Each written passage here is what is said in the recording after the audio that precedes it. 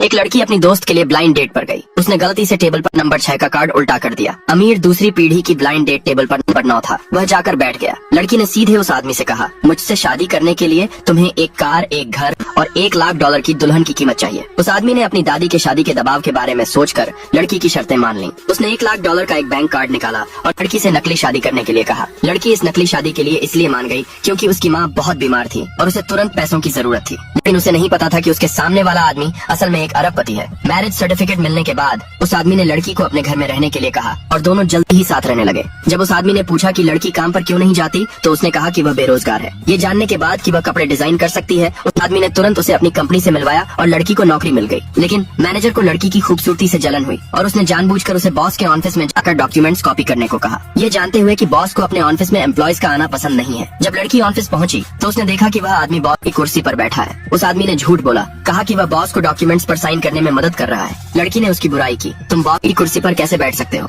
वह आदमी बिना मन के उठा। लड़की ने गंभीरता से उससे कहा, तुम्हें बॉस की इज्जत करनी चाहिए। लड़की के जाने के बाद असिस्टेंट ने जल्दी से उस आदमी से माफी मांगी। क्या मैं तुम्हारे काम में कून परेड नहीं कर रही थी? लेकिन वह आदमी खुश नहीं था और उसने कंपनी को डिजाइन कंपटीशन जीतने में मदद करने के लिए असिस्टेंट को सजा दी। लड़की पहले से ही बहुत थकी हुई थी। जब वह आदमी उसे वापस कमरे में ले गया तो उसे उसके डिजाइन स्केच मिले। उसने अपने असिस्टेंट से ड्रेस बनाने के लिए सबसे अच्छे मटेरियल का इस्तेमाल करने को कहा। डिजाइन कंपटीशन वाले दिन लड़की का काम दूसरी कंपनी के काम जैसा ही था। हालांकि एक कलीग ने उस पर प्लेजरिज्म का आरोप लगाया, लेकिन लड़की घबराई नहीं और इसके बजाय सबूत पेश किए। उसे उम्मीद नहीं थी कि कलीग ने उसे दूसरी कंपनी को डिजाइन बेचने के लिए फंसाया और कहा कि उसके पास $1,00,000 का बैंक कार्ड है। जैसे ही लड़की बेबस महसूस करने लगी, वह आदमी आगे आया और जोर से सबको बताया, मैंने उसे वह उधार दिया था। अगले भाग के लिए नीचे कमेंट में यस लिखे।